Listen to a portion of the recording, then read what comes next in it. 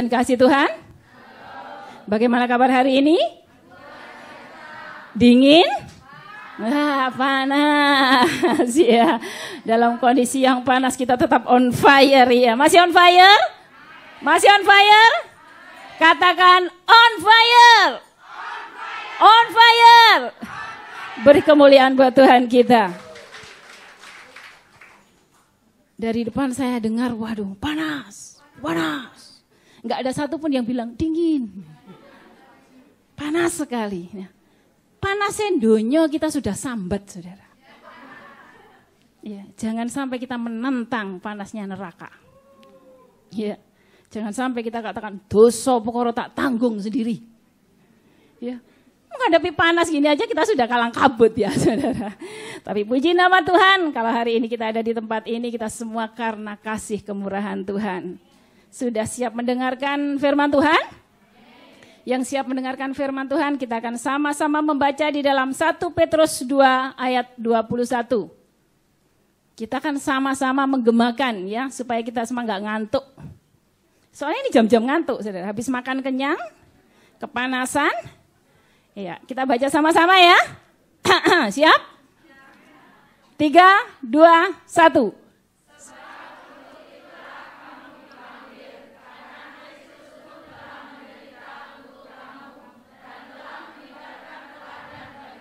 Supaya kamu mengikuti jejaknya. Amin. Ya, hari ini tema firman Tuhan, hidup di dalam teladan Kristus. Abot ya. Buah jatuh tak jauh dari pohonnya. Loh, di bawah burung Mbak Dian. Kalau di bawah burung dicuri orang itu enggak jatuh, saudara. Ya, tapi yang namanya jatuh itu pasti debuk. Pasti dekat dari pohonnya. Artinya apa sih buah jatuh enggak jauh dari pohonnya? Iya, setiap anak itu pasti mewarisi karakter dari orang tuanya. Ya. Enggak tahu 10%, 20% atau mungkin 100%. Oh, enggak ada 100%. Ya, pasti kita mengikuti jejak orang tua. Ya, entah itu ibu, entah itu bapak. Nah, kalau kita sudah berani mengatakan bahwa Yesus adalah Bapa. Seberapa banyak kita yang berani memanggil Yesus adalah ya Aba ya Bapa. Coba saya mau tahu siapa yang sudah menganggap bahwa Yesus adalah Bapakku. Angkat tangan. Yang enggak ngangkat tangan? Belum memanggil Bapak, enggak dapat warisan. Salah sendiri tadi enggak angkat tangan. Jangan dikira hari ini Tuhan enggak ngelihat loh ya. Sekali lagi saya mau tanya, siapa yang menganggap Yesus adalah Bapak kita? Takut enggak dapat warisan. Iya, takut enggak dapat warisan, akhirnya semua angkat tangan. Haleluya. Luar biasa firman Tuhan hari ini ya. Kita dipanggil, saudara. Dari segala bangsa. Saudara yang ada di tempat ini luar biasa. Ya, banyak yang dipanggil, sedikit yang dipilih. Tapi berbahagialah saudara yang ada di tempat ini. Ya, karena saudara sudah dipilih. Karena itu ayo kita pertahankan. Ya, kalau kita sudah dipilih bukan berarti kita sudah bebas. Oh, aku dipilih kok sudah. Aku sudah menjadi anggota kerajaan surga. Oh, mau semau gue. Kita sedang ditanting. Tahu ditanting? Padi diinteri. Ya, diinteri, ditampi. Yang enggak ada isinya? Bukan dibuang, terbang dewe. Tuhan enggak pernah membuang. Saudara diinteri, ditampi karena derasnya tiupan angin, maka yang kosong akan ibadah pindah ke tinhau. Berbahagialah saudara yang berisi. Yang berisi akan tetap tinggal di tempeh ya. Ya, tempeh itu apa sih bahasa Indonesianya? Tampah. Maklum ya, kelamaan di Hongkong sampai lupa. Saudara yang berisi mau diinteri model apapun, ya akan tetap tinggal. menghadapi kehidupan dunia yang semakin kacau balau, ketika kita adalah orang yang berisi, kita akan tetap tinggal. Karena saudara sudah dipilih. Nah, untuk apa kita dipilih? Kita dipilih untuk hidup menjadi teladan Kristus. Dipilih untuk nirokno itu loh ya. Bahasa Indonesia, Jawa nirokno saudara ya.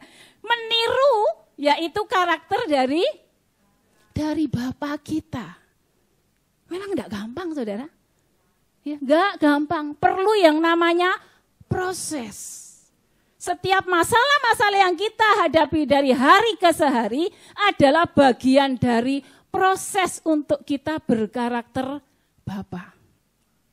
Saya kemarin lihat di video singkatnya Kak Feli. Ya, hidup integritas, apapun yang terjadi, ada masalah apapun, kita tetap harus integritas. Ya, mau ada ditinggal pacar kek, mau ditinggal siapa saja dah. Kalau kita mau integritas, kita akan tetap tinggal di dalam pimpinan Tuhan. Nah, kita saudara meniru karakter Yesus, meneladani jejak Kristus, ya, dengan setiap masalah kejadian kita alami, supaya kita menjadi orang yang berintegritas, karena yang integritas ini yang akan dipilih. Ketika kita masuk di Hong Kong, foto kita dipajang ya. Foto kita dipajang kan di agen-agen. Kita akan diseleksi oleh majikan. Ketika saudara dipilih masuk ke rumah majikan, kita harus mengikuti aturan dari majikan. Ya, kalau kita nggak ngikuti aturan dari majikan, otomatis ya, otomatis sajane aku bisa ngomong otomatis. Saya lihat saudara ada yang ngantuk soalnya. Otomatis kita harus ngikuti jejak peraturan majikan. Saya lihat loh di sini ada yang ngantuk loh. Saya tahu mungkin tadi makannya terlalu kenyang. Iya. Enak sih ya. Dari mana tadi kalau lupa aku. Iya, otomatis kita dipilih majikan. Harus mentaati aturan yang dibuat oleh majikan. Kalau kerja dilarang main HP, tapi begitu cerdik seperti ular. Tulus seperti merpati. Ya, kalau ada CCTV pura-pura ke kamar mandi. Tahu saya. Ya, ketahuan? Oh enggak saya. Kalau bosnya sedang nonton TV ke dapur, lihat tik tik tik tik tik, saking asiknya bosnya datang nggak tahu. Woi. Tahu saya, aku ngalami. Ketika kita nggak ngikuti aturan dari majikan, kita akan diinterminate. 1 kali, 2 kali saudara melakukan kesalahan. Oke, kalau setiap hari saudara ganlek main HP, jangan salahkan kalau akhirnya kita diinterminate. Begitu juga dengan kehidupan kita di dalam Tuhan.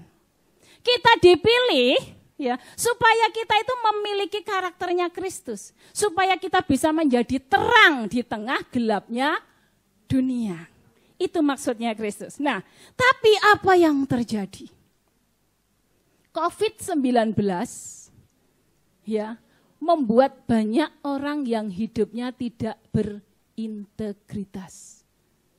COVID-19 disusupi oleh si iblis tanpa kita sadari. Ya, yang namanya setan itu, iblis itu nggak pernah masuk pintu, saudara. Nggak pernah. Nggak pernah terang-terangan, tok, tok, tok, tok, assalamualaikum. Yang namanya iblis itu suka nyusup. Lewat di celah-celah kita. Ya, karena itu, jangan sampai kita membuka celah. Ya. Kadang saya itu kasihan loh sama iblis itu, saudara. Loh kenapa kasihan? Ya, kadang kita itu suka nyalain iblis. Kamu kenapa melakukan itu? Ya Tuhan, itu loh iblis yang nakal. Terus iblis ditanya sama Tuhan, iblis, kenapa kau ganggu anakku? Oh aku gak ganggu Tuhan, aku duduk di sebelahnya di AW. Sini yo.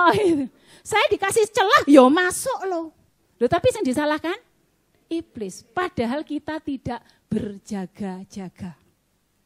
Nah, hari ini saudara, COVID membuat orang itu kehilangan kasih Bapa. Ya, COVID membuat orang-orang di dunia itu sudah tidak lagi melakukan firman Tuhan. Tuhan katakan, hendaklah kita saling mengasihi. Tapi sekarang apa yang terjadi? Orang sudah saling mencurigai. Ya. Jangankan sama tetangga, sama keluarga sendiri loh sekarang nggak mau dekat. Kalau ada yang kena COVID. Ibunya sakit ngirim dicantolno di pintu, gak sopan. Mertuanya sakit, makanan ditaruh di pintu, langsung telepon, Bu, makanan wes di pintu. Bener-bener gak punya sopan. Ya, tapi inilah kenyataan yang terjadi, saudara. Sehingga saya baca di media sosial itu banyak orang yang ngamuk-ngamuk. Ya, saya baca gini, ada orang yang masang status, kulit lupakan kacangnya. Kenapa? Terbalik? Iya ngerti aku saja. Makanya jangan ngantuk lah saudara ya. Aku di sini sudah semangat saudara deh. Ada orang pasang status kacang lupa sama kulitnya. Terus di bawahnya ada komentar. Ada apa Mbak? Mancing saudara. Hati-hati kalau saudara bikin status ada orang sabar ya Mbak. Itu sebenarnya mancing saudara. Supaya saudara meluapkan segala masalah yang saudara hadapi. Hati-hati, jangan terpancing. Ya, kenapa Mbak? Waktu itu loh, padahal waktu dia susah itu aku nolong. Dia pinjam uang itu loh tak transfer. Ya, waktu dia sakit keluargaku yang nolong. Giliran ini bapakku sakit, deket enggak. Ya, gara-gara COVID. Orang sudah mulai melupakan firman Tuhan. Lah mau bagaimana? Loh kita semua pada jaga diri sendiri. Ya, inilah pekerjaan iblis. Kalau kita enggak nyadari kita akan menjadi emosi luar biasa. Ya. Nah, karena itu saudara dikasih Tuhan. Hari ini kita mau belajar bagaimana sih hidup dalam teladan Kristus menghadapi dunia yang semakin kacau. Mau belajar? Tenan. Ya hari ini kita mau belajar apa yang Yesus sudah teladankan dalam kehidupan kita. Tapi tidak semua, enggak cukup waktunya. Ya, teladan yang pertama. Pernah enggak kita dikecewakan? Pernah enggak kita ditinggalkan? Pernah. Amin. Kita pernah ditinggalkan, kita pernah dikecewakan. Ya, ditinggalkan oleh doi. Ditinggalkan oleh anak, ditinggalkan oleh teman, ditinggalkan oleh cempluk. Nah, akhirnya kita marah, ya. Kita marah, sekali lagi saya katakan tadi bikin status di Facebook, nyindir, pakai firman Tuhan lagi. Ya nyindir, kenapa marah kita tidak bisa menguasai diri, kita lupa. Bahwa sebelum kita dikecewakan, Tuhan Yesus itu loh sudah dikecewakan lebih dahulu. Ya, Tuhan Yesus pernah dikecewakan. Tuhan Yesus juga pernah ditinggalkan, saudara. Bahkan seorang diri dia ditinggalkan. Ketika dalam kehidupannya Tuhan Yesus itu melakukan banyak mujizat. Ya, orang yang lumpuh melihat, yang buta berjalan.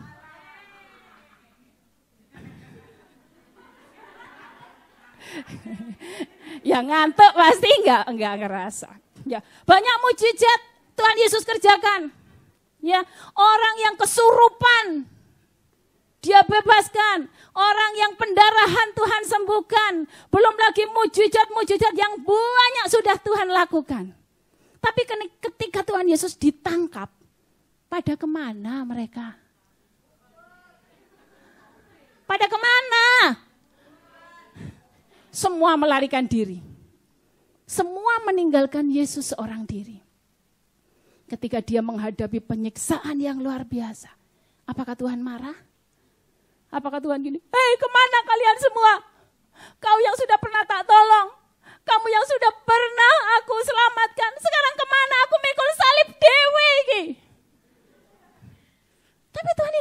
lakukan. Dengan ikhlas, dengan legowo. Tuhan Yesus menanggung semuanya sendiri. Kenapa kita hanya memberi pinjaman pada orang aja kita kok wis ngungkit-ngungkit? Kenapa hanya dengan menolong sedikit aja sama orang kalau kita sudah berani mengungkit-ungkit? Hanya karena kita tidak diperhatikan. Halo, mulai hari ini kita mau belajar.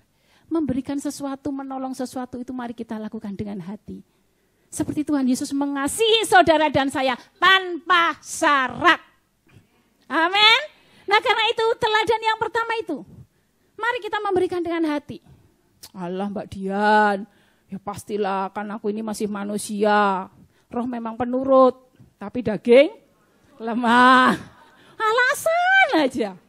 Tapi ketika kita mau berkarakter Kristus, mari kita legowo. Ya. Nanti bagaimana caranya? Nanti saya tak kasih tahu. Ya. Tuhan tetap menguduskan dirinya. Tuhan tetap melakukan tugasnya dengan cara yang benar. Tidak mengungkit-ungkit apa yang sudah pernah dia lakukan. Yang kedua, dikhianati. Wah, ada yang pernah dikhianati? Pengkhianatan itu lebih kejam daripada tidak dikhianati. Sakit ya dikhianati. Mbak Dian bisa ngomong, Mbak Dian nggak pernah ngalami. Jare sopo? Mbak Dian juga pernah mengalami dikhianati itu, aduh sakitnya luar biasa. Ya. Tapi kenapa Tuhan izinkan kita dikhianati? Kita mau belajar karena Yesus pun juga dikhianati. Siapa yang pernah mengkhianati Tuhan Yesus? Hah? Halo? Yudas orang yang pertama kali kita kenal yang mengkhianati Tuhan Yesus. Dia yang ibaratnya makan tidur bersama Yesus. Ya, dia melakukan apa saja siang malam loh. Kok tega-teganya mengkhianati hanya karena uang.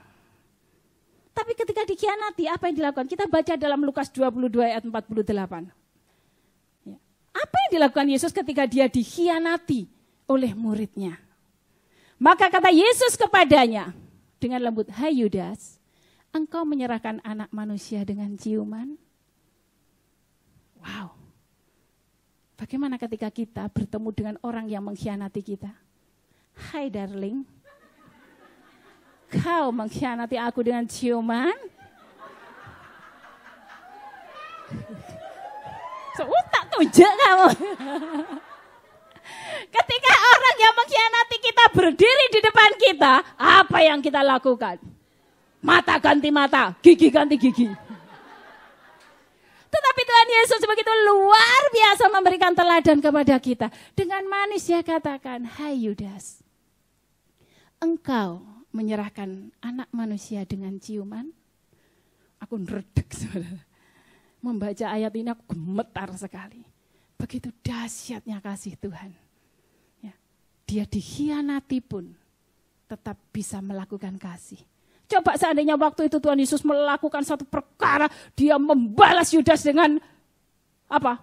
Mukul, ditinju mukanya. Mungkin semua pengikut Kristus hari ini tiap hari gelut. Kalau Tuhan Yesus memberikan contoh yang jelek, saudara dapat kabar, "Halo, iya ada apa? Mbak tahu nggak? Suamimu tadi tuh lo bonceng cewek."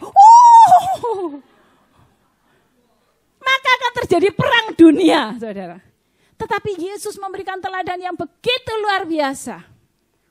Saat ini saudara yang dikhianati. Ambil nafas.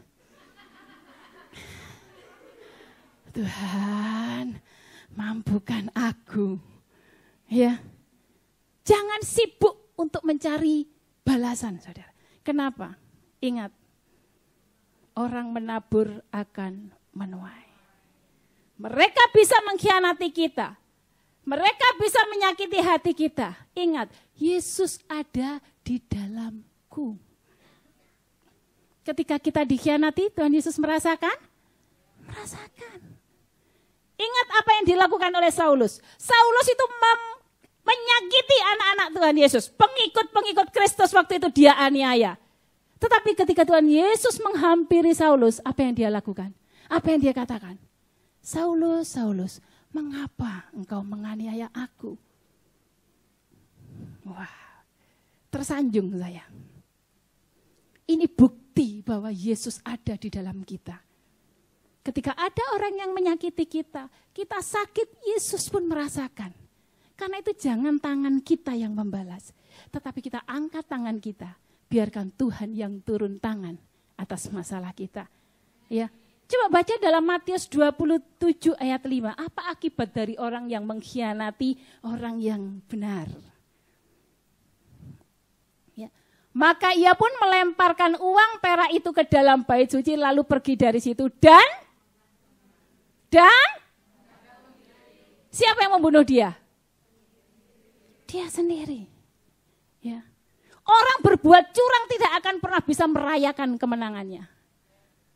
Ya. Orang boleh menipu kita, orang boleh mengambil harta benda kita, tapi ingat orang itu tidak akan pernah bisa menikmatinya. Ya, amin. Karena itu setiap perkara yang kita hadapi, mari kita berteladan Kristus.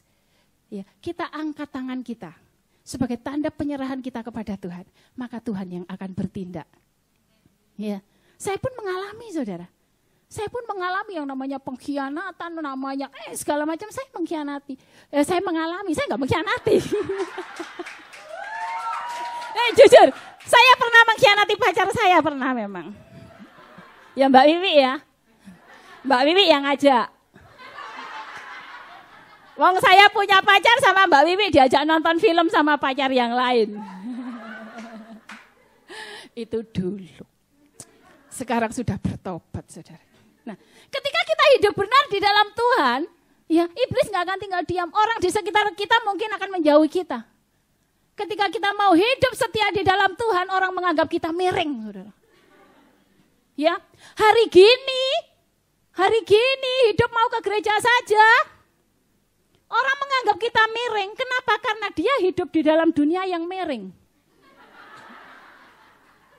Coba kita benar dikatakan miring. Kenapa? Karena dia hidup dalam dunia miring. Kalau orang hidup dalam dunia miring, melihat orang yang tegak kelihatan. Padahal sebenarnya dia sendiri yang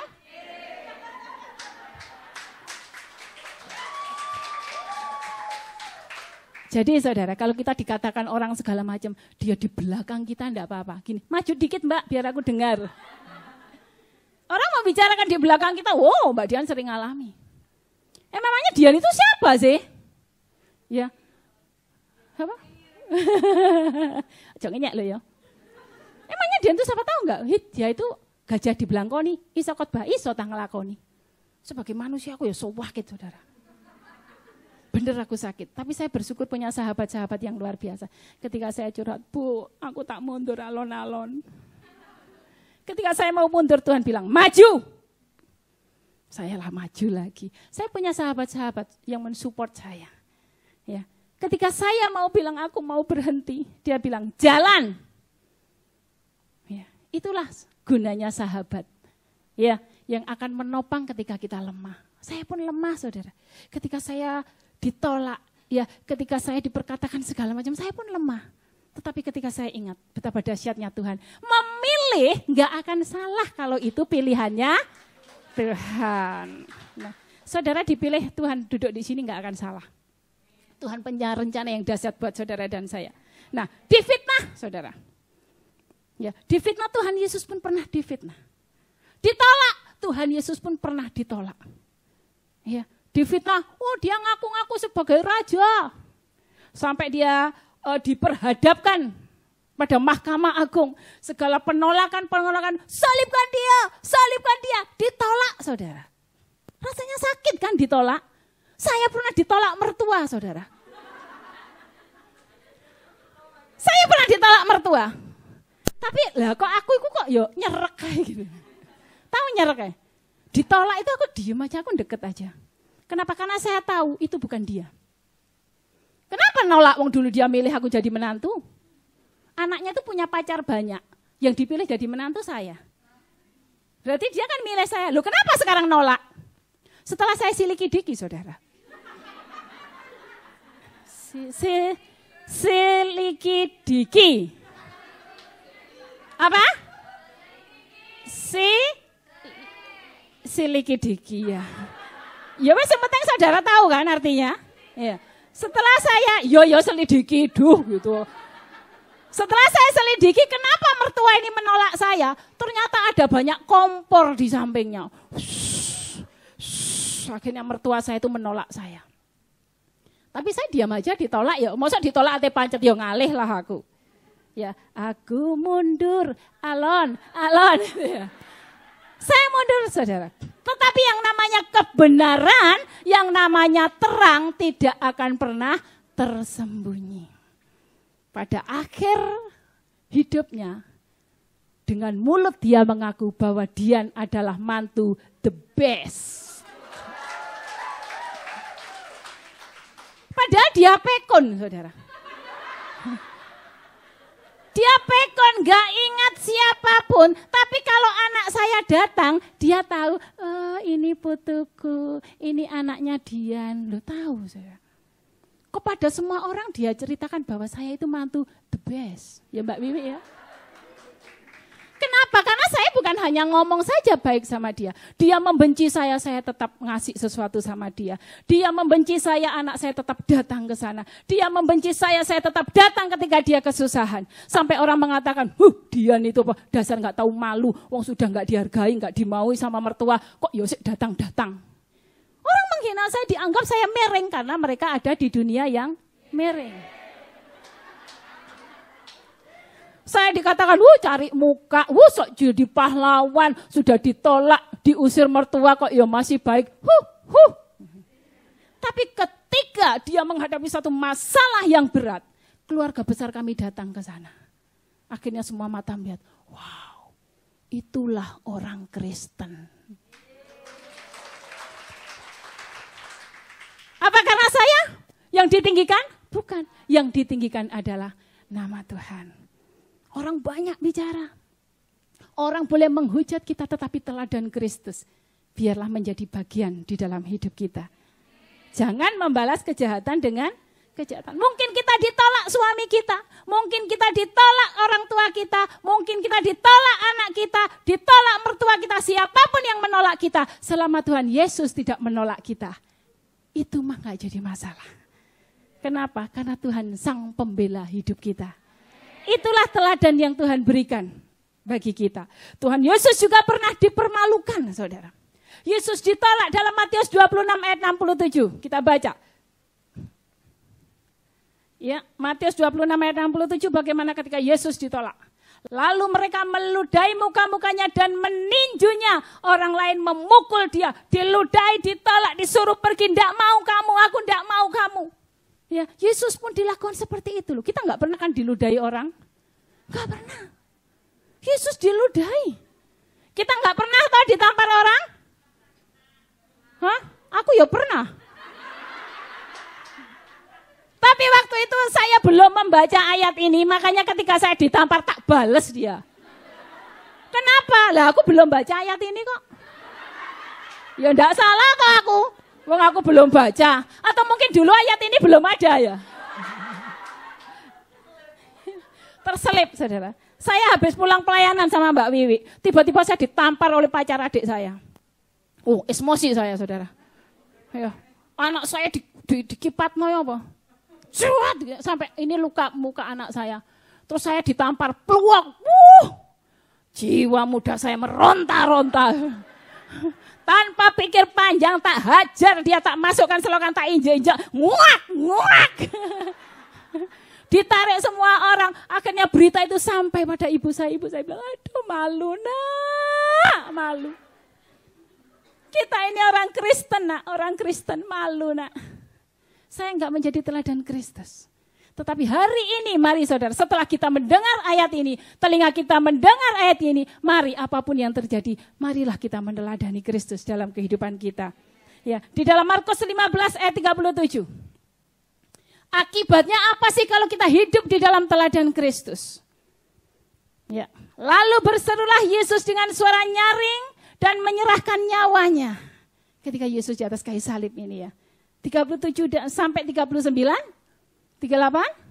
Ketika itu tabir bait suci terbelah dua dari atas sampai ke bawah. 39. Waktu kepala pasukan yang berdiri berhadapan dengan dia melihat matinya demikian, berkatalah ia. Ayo dibaca sama-sama. Sungguh orang ini adalah anak Allah. Beri kemuliaan buat Tuhan kita. Ketika kita diperlakukan orang dengan sedemikian rupa dan kita tidak membalas, kita tetap hidup di dalam kebenaran firman Tuhan, maka inilah yang akan kita dapatkan. Sungguh kita adalah anak Allah karena kita hidup mencerminkan karakter Kristus dalam kehidupan kita. Kristus yang babak belur, luka parah penuh darah, tetapi dia masih tetap memberikan pengampunan. Tuhan, ampuni mereka karena mereka tidak tahu apa yang mereka perbuat. Bahkan seorang penjahat di sebelahnya pun, ya Tuhan Yesus selamatkan. Padahal dirinya sendiri sedang dalam kondisi babak belur, saudara.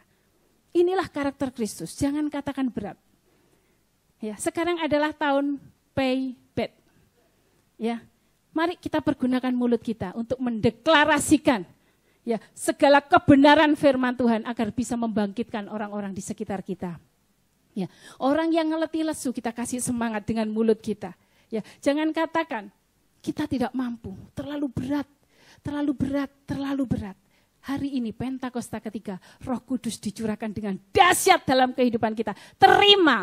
Minta kekuatan dari Allah. Ya, tahun payback kita gunakan mulut kita. Kita undang Roh Kudus bertahta dalam rumah hati kita, memimpin hidup kita untuk hidup berintegritas, untuk hidup berkarakter Kristus. Ingat saudara, teladan lebih dahsyat kekuatannya daripada teori. Ayo kita teladani. Lewat sikap hidup kita menjadi hidup berkarakter Kristus. Saya undang semua bangkit berdiri.